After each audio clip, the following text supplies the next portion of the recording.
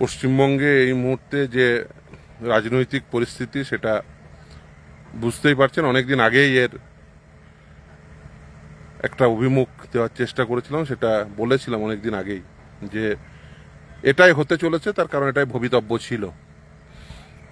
একটি রাজনৈতিক দল নীতি আদর্শহীন, শুধুমাত্র ক্ষমতার জন্য তৈরি করা একটি রাজনৈতিক দল তৃণমূল কংগ্রেস, সেটা তার পঞ্চত্ব প্রাপ্তি হবে, সেটাই স্বাভাবিক হয়েওছে। তার কারণ এই যে একসঙ্গে থাকা একটি রাজনৈতিক দলের, তার তো একটা বন্ডিং ফ্যাক্টর থাকে। তৃণমূল কংগ্রেসের বন্ডিং ফ্যাক্টর ছিল ক্ষমতা। ক্ষমতাচ্যুত হয়েছে, তৃণমূল কংগ্রেসটা উঠে গেছে। কিন্তু এই মুহূর্তে সব থেকে বড় যে সমস্যাগুলো উঠে এসছে, যেটা নিয়ে একেবারেই বিশেষ করে সোশ্যাল মিডিয়া বা ইলেকট্রনিক মিডিয়া বা প্রিন্ট মিডিয়া কোথাও আলোচনা হচ্ছে না, সেটা হচ্ছে মানুষের দুর্দশা। মূলত সেটা হচ্ছে এসআইআর কেন্দ্রিক।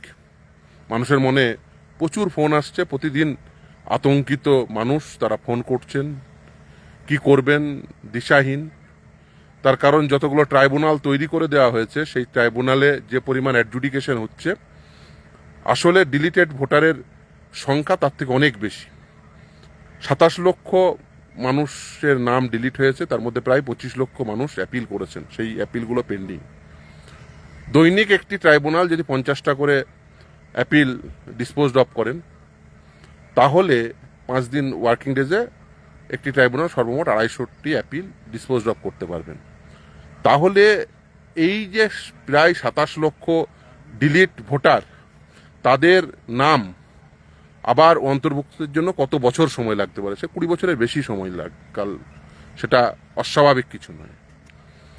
অনেকেই এই মুহূর্তে দাঁড়িয়ে তারা হাইকোর্টে রিট পিটিশন ফাইল করেছেন, কিছু অর্ডার হয়েছে। গতকাল যেমন একটা ফোন এসেছিল ট্রাইব্যুনাল থেকেই, কপি সার্ভ হয়েছে, আগামীকাল অর্থাৎ শুক্রবার ডেকেছেন ট্রাইব্যুনাল।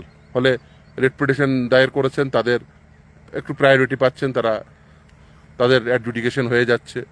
কিন্তু সকলের তো আর এইভাবে রিট পিটিশন ফাইল করা, সকলের দ্বারা হাইকোর্টে এসে রিট পিটিশন ফাইল, যারা চাকরি করেন, যারা হয়তো শিক্ষক, অধ্যাপক, চিকিৎসক, ইঞ্জিনিয়ার, হয়তো বা ব্যবসায়ী, বড় ব্যবসায়ী বা ছোট ব্যবসায়ী, বা যাদের প্রয়োজন আছে বিদেশে যাবেন, কেউ রিসার্চের কাজে, কেউ হজ করতে, বা কেউ হয়তো অন্য রাজ্যে যাবেন, ভয় পাচ্ছেন, শ্রমিক, তারা হয়তো কেউ রিট পিটিশন ফাইল করছেন, তাদের হয়তো হয়ে যাচ্ছে। কিন্তু সকলের দ্বারা তো সেটা সম্ভব নয়। আর এই পরিমাণ মানুষের যে কলকাতা হাইকোর্টে তারা রিট পিটিশন ফাইল করেছেন, তাদের হয়তো হয়েছে। কিন্তু এই পরিমাণ মানুষের, যারা প্রায় সংখ্যাটি এই মুহূর্তে অ্যাপিলের সংখ্যা 25 লক্ষের অধিক, তাহলে কি করা উচিত?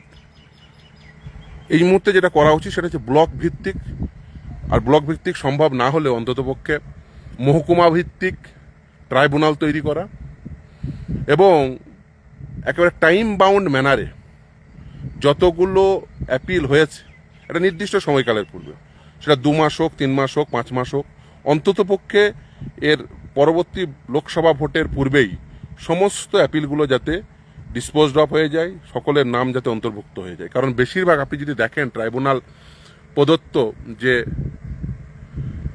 এখনো পর্যন্ত যে ডিলিটের অ্যাডজুডিকেশন হয়েছে, তাতে দেখা যাবে যে মোর দেন 80% বা তার থেকেও বেশি মানুষের নাম আবার অন্তর্ভুক্ত হয়ে যাচ্ছে। তাহলে সেই ক্ষেত্রে বেশিরভাগ মানুষের নাম যখন অন্তর্ভুক্ত হয়ে যাচ্ছে, তাহলে এই অ্যাডজুডিকেশনটা যদি দ্রুততার সঙ্গে সম্ভব হয়, তাহলে এই মানুষগুলো কিন্তু সামনে লোকসভা ভোটে ভোট দিতে পারবেন।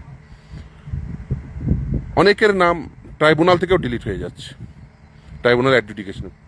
বেশ কয়েকটা ট্রাইব্যুনাল, যদিও সুপ্রিম কোর্টের নির্দিষ্ট নির্দেশ রয়েছে যে অপরচুনিটি অফ হিয়ারিং দিতে হবে, কিন্তু বেশ কয়েকটি ট্রাইব্যুনাল অপরচুনিটি অফ হিয়ারিং, তাকে সামন করা, বা হয় ফিজিক্যালি হোক বা ভার্চুয়াল মোডে তাকে অপরচুনিটি দেওয়া, যদিও আগামীকাল যেটা দেখেছে বলেছেন যে অরিজিনাল কপি, বিশেষ করে যার সঙ্গে ম্যাপড হয়েছে তার অরিজিনাল সমস্ত ডকুমেন্ট, এবং যার নাম ডিলিট হয়েছে তার অরিজিনাল সমস্ত ডকুমেন্ট আনতে বলেছেন। ফলে এই বিষয়গুলো হচ্ছে, কিন্তু যে মানুষগুলোর নাম ডিলিট হয়ে আছে তারা সত্যিই এখন এই মুহূর্তে দাঁড়িয়ে তারা অত্যন্ত উদ্বিগ্ন। বিশেষ করে যখন এই যে ট্রানজিট সেন্টারের কথা বলা হচ্ছে, আমি এই মুহূর্তে যেহেতু হাইকোর্টে ছুটি, আমি এই মুহূর্তে সিকিমে আছি, তো এখানে তিব্বতীদের জন্য কিছু ক্যাম্প আছে, আপনারা জানেন সেটেলমেন্ট ক্যাম্প বলা হয়। ভারতবর্ষের যে মূল কথা সেটা হচ্ছে বহুত্ববাদ এবং গ্রহণ। ভারতবর্ষ যুগে যুগে ভারতবর্ষের বিশ্বের বিভিন্ন প্রান্ত থেকে এদেশে মানুষ এসছে। শক, হুন, পাঠান, মোগল এদেশে এসছে। এদেশের জল হাওয়ায় তারা মানিয়ে নিয়েছে এবং এই দেশেই তারা বসবাস করেছে। আবার ভারতবর্ষে পাশে এই মুহূর্তে যারা প্রতিবেশী রাষ্ট্র, সেখান থেকে কিছু মানুষ, বিশেষ করে বাংলাদেশ থেকে কিছু মানুষ সত্যি এসছিলেন ধর্মীয় উৎপীড়নের কারণে, কিছু মানুষ এসছিলেন ব্যবসাগত কারণে, কিছু মানুষ এসছিলেন শ্রম মূল্য বেশি পাওয়ার কারণে। এক একজন মানুষের আসার কারণ এক একজন, কিন্তু মূলত যে সংখ্যাটি সব থেকে বেশি সেটা হলো ধর্মীয় উৎপীড়নের কারণে বাংলাদেশ থেকে এদেশে আসা। এই মানুষগুলো সহ যারা প্রপার অ্যাডজুডিকেশন হয়নি, বিশেষ করে জুডিশিয়াল অফিসার অ্যাপয়েন্টমেন্ট করে দেওয়ার পরে, সেই অ্যাপয়েন্টমেন্ট হওয়ার পরে তাদের যেভাবে অ্যাডজুডিকেশন করা উচিত ছিল সেটা হয়নি, বোঝাই যাচ্ছে, কারণ 80% নাম ইনক্লুড হয়ে যাচ্ছে। তার কারণ না হওয়ার কারণটি ছিল মূলত এরূপ: সময়ের স্বল্পতা, নাম্বার 1। নাম্বার 2, এই যে যখন প্রথম notice, enumeration form fill up করার পরে যখন নোটিশ দেন AERO, তারা একটাই কারণ উল্লেখ করেছিল। কারোর জন্য বলেছিল 6 জন বা তার অধিক সন্তান, কারোর জন্য বলেছিল আপনার নাম অথবা পিতার নামের ভুল। একটা ভেগ একটা নোটিশ দিয়েছিল। তার সাপেক্ষে যে ডকুমেন্টগুলো প্রত্যেককে জমা দিয়েছিলেন, সমস্ত ডকুমেন্টগুলো আপলোড করা হয়নি। আমি মামলাগুলো করতে গিয়ে দেখেছি বেশিরভাগ ডকুমেন্টই আপলোড না করার জন্য কি হয়েছে, যে হয়তো পাসপোর্ট জমা দিয়েছে, পাসপোর্টটি আপলোড নেই, হয়তো মাধ্যমিকের মার্কশিট জমা দিয়েছে, আপলোড নেই। যে রিকুইজিট ডকুমেন্টটি আপলোড না থাকার জন্য যখন অ্যাডজুডিকেশন করেছেন জুডিশিয়াল অফিসাররা, তারা যে ডকুমেন্টটি দেখেছেন সেটা দেখেছেন হয়তো বা বেশিরভাগ ক্ষেত্রে ইররেলিভেন্ট ডকুমেন্ট।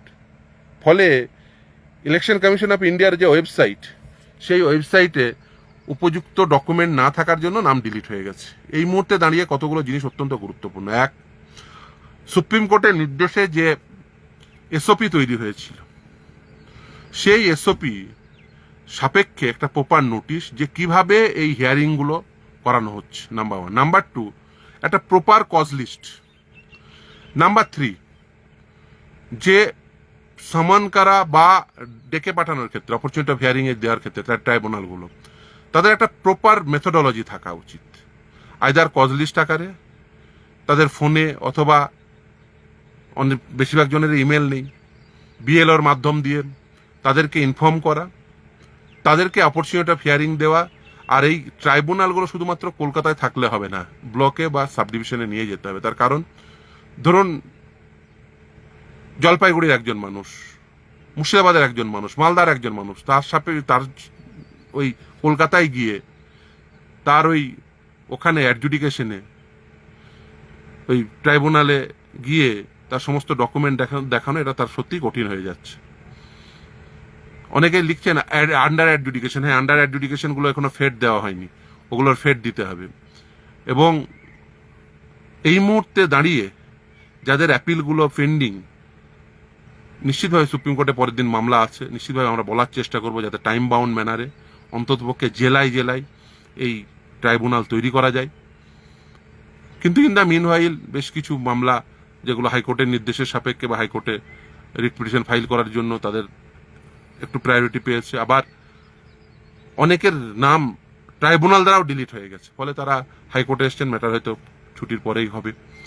কিন্তু এত মানুষ, এই যে 25 লাখ মানুষের নাম এই মুহূর্তে ঢুকবে কি বেরিয়ে যাবে, অর্থাৎ 25 লাখ মানুষের ভাগ্য, যেহেতু অ্যাপিলের সংখ্যা এই মুহূর্তে 25 লাখ প্লাস, তাহলে এই মানুষগুলো ভাগ্য কতদিন ঝুলে থাকবে? 27 লাখ ডিলিট, আন্ডার অ্যাডজুডিকেশন অনেক। এই সংখ্যাটি এই মুহূর্তে, যেটা ইলেকশন কমিশন অফ ইন্ডিয়ার উচিত, যে কতগুলো অ্যাপিল সর্বমোট পেন্ডিং, অর্থাৎ একটা ওয়েবসাইটে নির্দিষ্ট তথ্য দেওয়া যে ডিলিট ভোটারের সংখ্যা কত, আন্ডার অ্যাডজুডিকেশন কত, কতগুলো অ্যাপিল হয়েছে, কতগুলো অ্যাপিল ডিসপোজ অফ হয়েছে, তার মধ্যে কতগুলো নাম ইনক্লুড হয়েছে। এবং ইলেকশন কমিশন অফ ইন্ডিয়া একটা নির্দিষ্টভাবে একটা ওয়েবসাইট তৈরি করা উচিত, বিশেষ করে ট্রাইব্যুনালের জন্য, যে ট্রাইব্যুনালের যে অর্ডারগুলো, যেগুলো প্রেসিডেন্ট হতে পারে, কারণ প্রথম অর্ডার এবং দ্বিতীয় অর্ডার যেগুলো আমি করিয়েছিলাম সেগুলো আমি পেয়েছিলাম, কিন্তু এই মুহূর্তে দাঁড়িয়ে হয়তো দেখা যাচ্ছে নাম শুধুমাত্র দেখা যাচ্ছে include in the E roll অথবা exclude from the E roll, এই শুধুমাত্র এইটুকুই তথ্য দিচ্ছে, কিন্তু কেন এক্সক্লুড হলো তার কোনো রিজন অ্যাসাইন করছে না। ইভেন ডিলিট লিস্টেও কোনো রিজন অ্যাসাইন ছিল না, ট্রাইব্যুনাল দ্বারা যে ডিলিট হয়ে যাচ্ছে সেখানেও রিজন অ্যাসাইন করা হচ্ছে না, অর্ডার কোনো পাবলিক ফোরামে অ্যাভেলেবেল না। এটা একেবারেই অনুচিত, নিশ্চিতভাবেই এটা দেখা উচিত, পরের দিন সুপ্রিম কোর্টে মামলা হলে নিশ্চিতভাবেই বলা যাবে। কিন্তু এই মুহূর্তে যেটা করা উচিত সেটা হচ্ছে মানুষকে ইনফর্ম করা, right to know, it's hour fundamental right. সেই ফান্ডামেন্টাল রাইট যদি ইনফ্রিঞ্জ হয় সেটা কোনোভাবেই কাঙ্ক্ষিত নয়।